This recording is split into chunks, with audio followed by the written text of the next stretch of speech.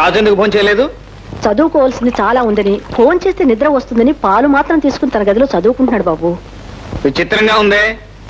అయితే పట్టపగలే చుక్కలు పొడిచాయన్నమాట.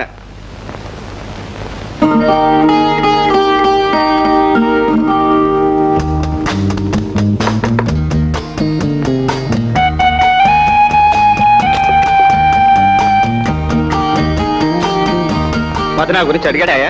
అడిగాడు బాబు. గదిలో చదువుకుంటున్నావని చెప్పాను. థ్యాంక్ యూ అయ్యా, థ్యాంక్ యూ. నువ్వు లోపలికి పద బాబు, నేను భోజనం తీసుకొస్తాను. అక్కర్లేదాయా, ఏ చప్పట్లతోనే కడుపు నిండిపోయింది. ఇదిగో ఈ కప్పు నాకు బహుమతిగా ఇచ్చారు. అలాగా, సరే బాబు, నువ్వు లోపలికి పద.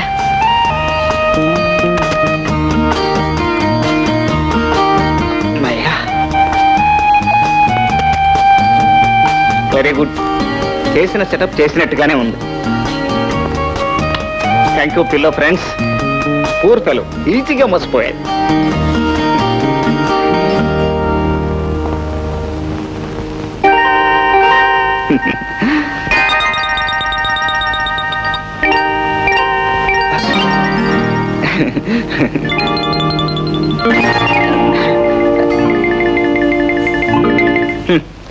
నాటకం స్టేజ్ మీదే కాదు, ఇంట్లో కూడా ఆడటం మొదలెట్టావన్నమాట. ఫ్రెండ్స్ అంతా 4 నెలల నుంచి బలవంతం చేస్తుంటేను ఇట్స్ ఆల్ రైట్. దాన్నే ఉంది. ఫ్రెండ్స్ బలవంతం చేస్తే తప్పించుకోవడం కష్టమే. ఇంతకీ ఏం నాటకం ఆడావు? అదే శివాజీ. కప్పు కూడా ఇచ్చారు. ఏం చప్పట్లు, ఏం ఎప్లాసు. అది కళ్ళతోనే చూడాలి గాని నీ వైభవం మాటలకు అందదు అంటావు. ఎగ్జాక్ట్లీ. నువ్వు కూడా వచ్చింటే ఎంత బాగుండేదో. కంప్లీట్ గా నటుల మీద నీకున్న దురభిప్రాయం తుడిచిపెట్టుకుపోయేది. Shut up normal idiot. రే మధు, నార్మల్. అసలు నువ్వు మనిషివేనా?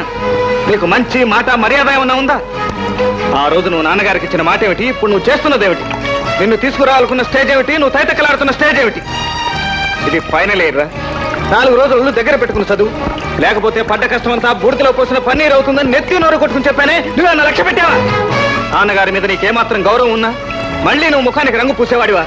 నీ కోసం ఇంత తాపత్రయపడుతున్నా నా కళ్ళు కప్పి నన్నే మోసం చేయాలని చూస్తావా? రే మధు, ఎందుకురా అలా కోపడతావు? ఏదో పొరపాటు జరిగిపోయింది. పొరపాటుకి నేరానికి చాలా తేడా ఉంది. నువ్వు చేసింది పొరపాటు కాదు, నేరం. క్షమించరాని నేరం. అసలు తప్పు నీది కాదురా, మీ అమ్మది. చనిపోతూ చనిపోతూ నువ్వు బాగుపడాలని, బాగుపడతావని మా నాన్నకి నిన్ను మీ అమ్మ అప్పచెప్పడం మొదటి తప్పు.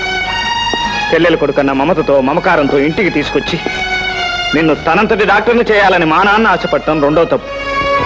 నాన్న పోయినా ఆయన ఆశలు నెరవేర్చాలని ఇన్నేళ్లుగా నిన్ను పట్టుకుని నేనేడవటం మూడో తప్పు.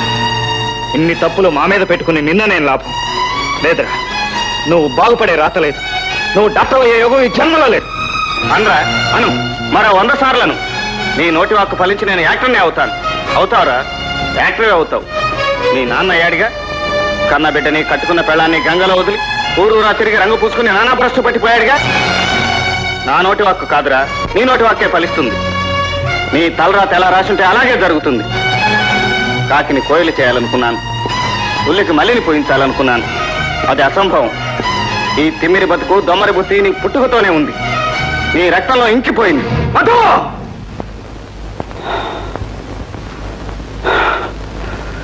నువ్వు కాబట్టి సరిపోయింది. ఇదే ఇంకెవడైనా అనుంటేనా?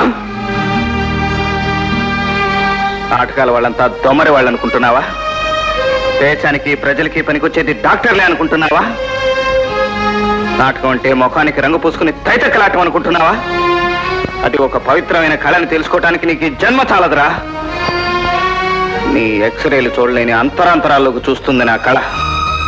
నీ కత్తులు కోయలేని కుళ్ళును కోసేస్తుంది కళ. నీ మందులు మలపలేని గాయాలను మానుపుతుంది కళ. మనిషి ఆరోగ్యానికి వైద్యం అంత అవసరం, మనసు ఆరోగ్యానికి కళ అంత అవసరం.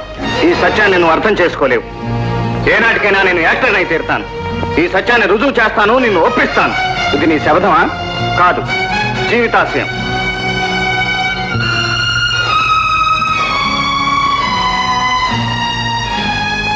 ఇక్కడ నాదంటూ మిగిలింది, నన్ను గుర్తు చేసేది ఇదొక్కటే. దీన్ని తీసుకెడుతున్నాను. Good bye. రాజు, క్షమించాయా, నన్ను ఆపు.